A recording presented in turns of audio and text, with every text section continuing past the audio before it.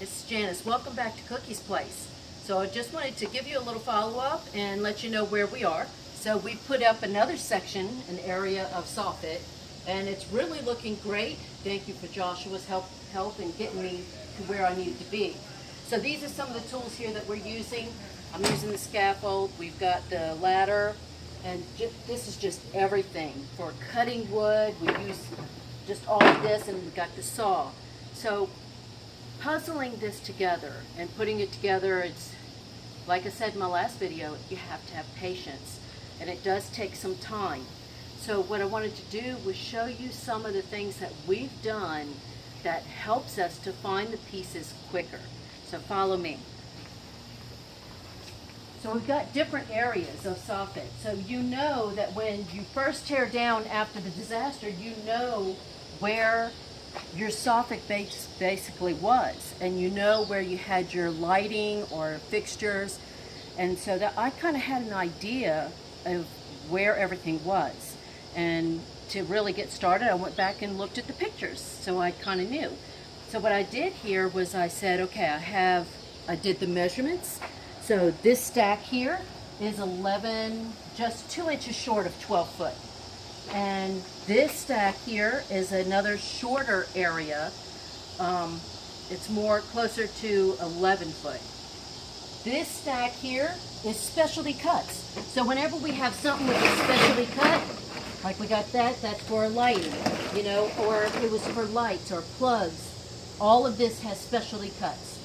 Then we went over here, and of course this is my cutting board. This one had a specialty cut. So then I said I needed another category of special cuts. So I did the special cuts for wherever I saw like the holes like this to capture lights or fans. And then what I did over here is I broke it up to the full 12-foot pieces that were very clean, and you don't have to make any cuts at all. So now I know I can come just grab from here whenever we have areas that we're putting up, and we can roll with it and we move quickly. We're not using screws, we're stapling. So now, before we were hammering nails on the siding, but on the soffit, Joshua and I are stapling, so it goes a lot faster.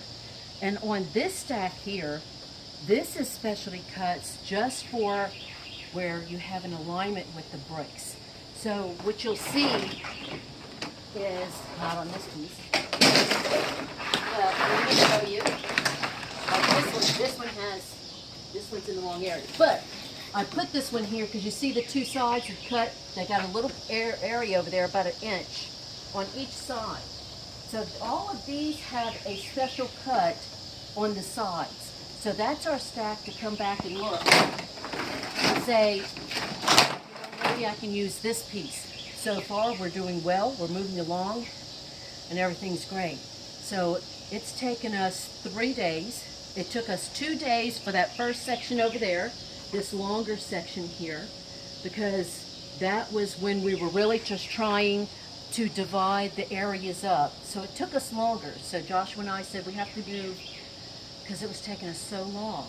That's when we decided to do the different categories of siding, soffit, so we know which stack to go to for the different cuts and the areas.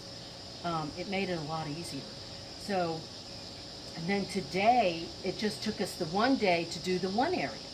So I hope this information helps you.